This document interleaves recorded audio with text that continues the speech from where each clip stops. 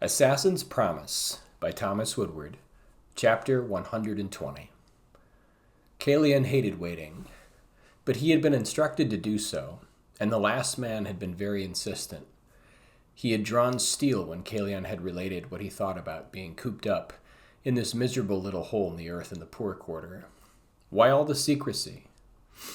Part of him was genuinely intrigued, but he wasn't about to give Azric the satisfaction.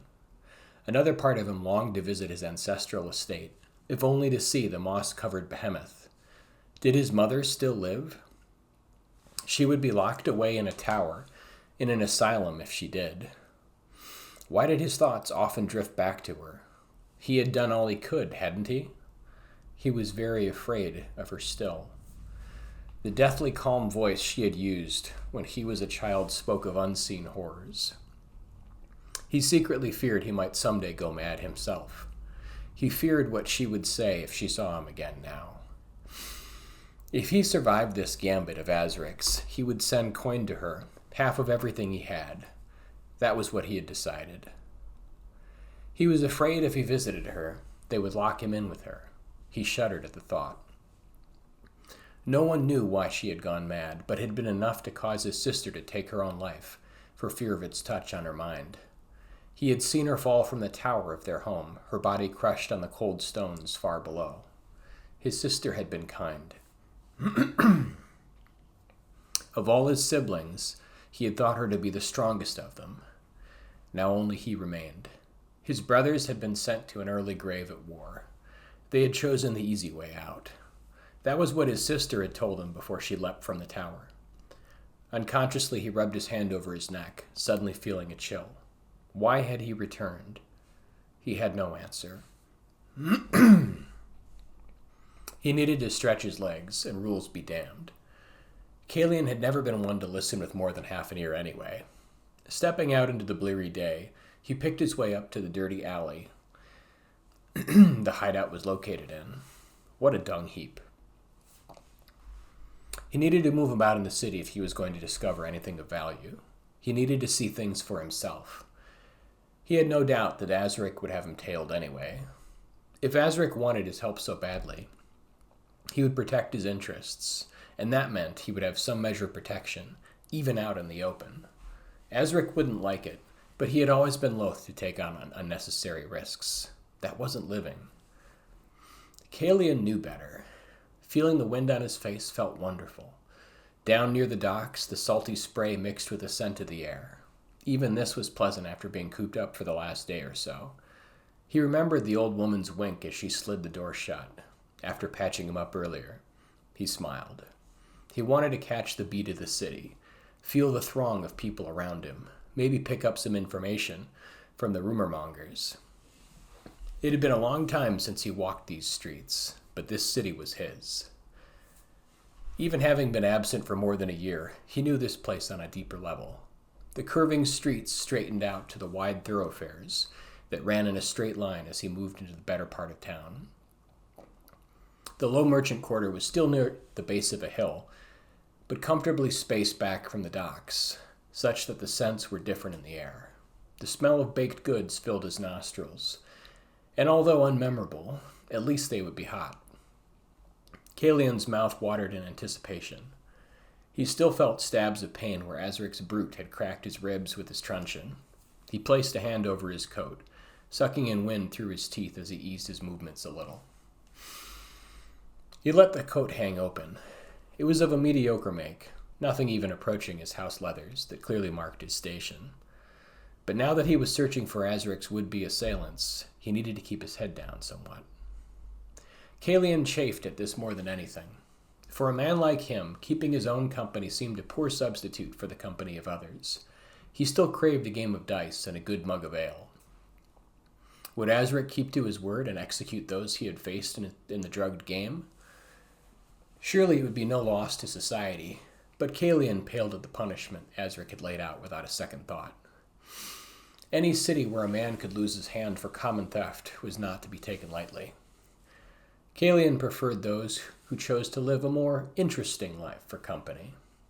They were far better companions than other members of the nobility he had found. He had abhorred the politics and pursuit of the great game of intrigue that had been forced upon him and his siblings as they had grown into adolescence.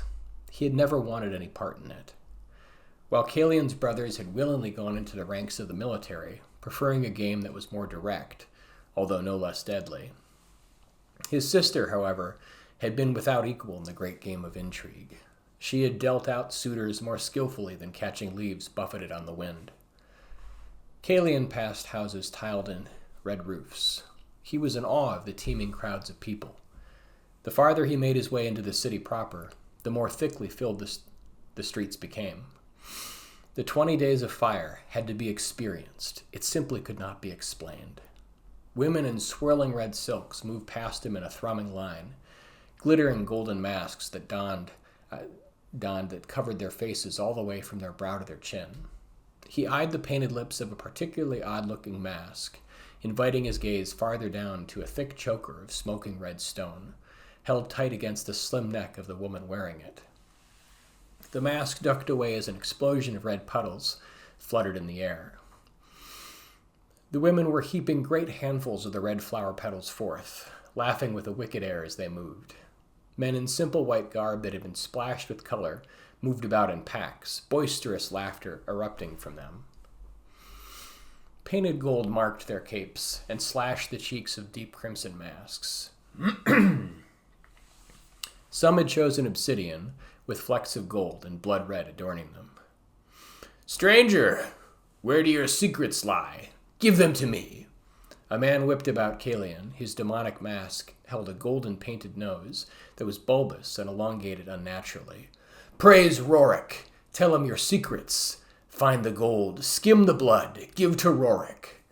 Dashing madly about, the strange man moved about erratically throughout the crowd, dodging in and out of carts. "Save your blood, give your gold. Hee. Rorik will spill it for thee." The man dissolved into wild laughter before disappearing back into the crowd ahead. Calian simply stared, not breaking step from the pack of streetgoers who surrounded him. Up ahead, he could see a giant painted effigy, a grin that was smeared in gold paint, the belly red as blood. He shook his head in wonder. The city had changed. He did not remember this level of intensity. Calian saw a group of dancers, bulky men in wide trousers that had been dyed red in the fashion of the festival, which swept through the city like wildfire. As one man moved, he saw a lithe form standing behind him, a woman whose eyes gleamed in the sunlight. Fervor gripped her features. She flew like the wind itself. Two wide fans moved about at her command, spinning and slashing through the sky as if she wished to strike it with all her might. Calian stopped to watch, mesmerized by her movements. There was a sexuality that was undeniable here. She was imbued with its essence. Every whip of her wrist, every shake of her head promised more to come. He immediately felt desire for her, strong and insistent. The feeling tugged at him like a warm tide of heat. His mouth felt dry.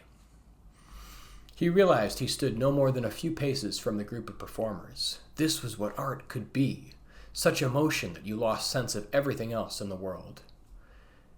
As the intoxicating dance ended, she slowed, eventually swaying back and forth on the balls of her feet. Calian was mad with desire. He had never felt such before in his life. And then she dipped behind one of the male dancers, a veritable wall of muscle, and was lost to view. Calian realized he had been holding his breath. The world seemed sweeter for having witnessed such breathtaking beauty. He was filled with a desire to see a great masterpiece. The theater stirred his blood like nothing else he knew could. Until now. "May I have her name?" Calian heard himself say. But the dancers had already begun to pack up their belongings and move away. The woman in white garb appeared for a moment through a break in the crowd of performers, and his heart leaped. "Gods," he breathed, for his faculties would not obey him at that moment. Swaying, her head tilted just so, he could see her move, still unable to speak. In a rush, she stood before him in all her glory. Casually laying a hand on his arm, the woman spoke. "I watched you coming as I danced. I see that you are different from so many others. Would you come and sit with me as we pack for our next show?" Kalian nodded, still finding himself struck dumb. With a mysterious smile, she led him away. Hulking brutes stood all around them. There were men whose shoulders crested above his head.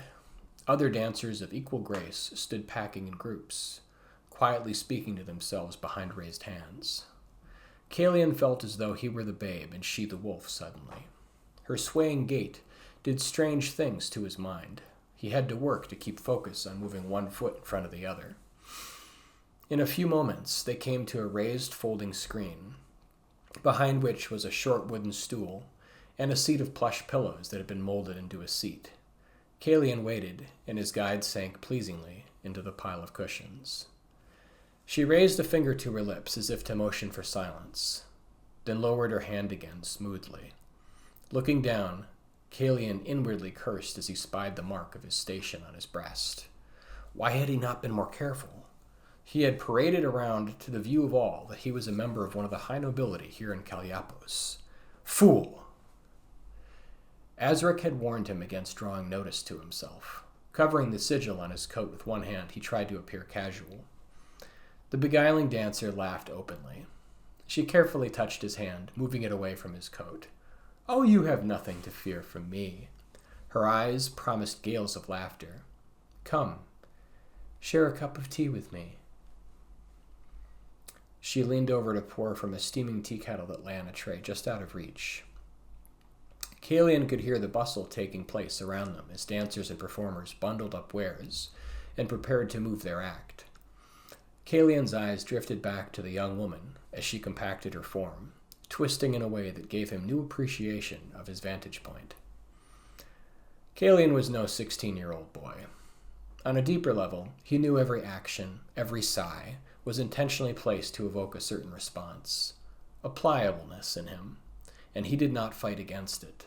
She almost purred as she reached over, scandalously revealing herself in the process, to pour his tea. Kalian tried to keep his head. "What do you want from me?" Kalian finally managed to say. It felt as if he was breaking a spell that had been cast and would disappear like the morning dew. Part of him didn't want to break the spell. "Only your friendship. Is that so much to ask?" She seemed genuine, but why would she want to speak with him? "You only met me. If you knew me better, trust me, you would not be so quick to offer friendship." Kalian smirked, hoping to break through to her real intent, but her attitude remained calm. "Would you come with me to give your blessings for our next show? Can I steal you away for a few hours?" Her eyes seemed to promise something more, but Kalian knew the danger that lay half hidden there. Her eyes gleamed like moonstones. "If you wish it, I would be more than happy to be your patron for the day.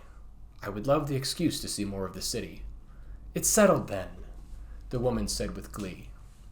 "My name is Minerva. Pleased to make your acquaintance." With that, she stepped up quickly and rushed about to assist in the breaking down of the makeshift performance stage that had been set up on the side of the street. Unsure what to think, Kalian slowly followed. A wistful expression played across his features. She reminded him of his dead sister. It was unnerving.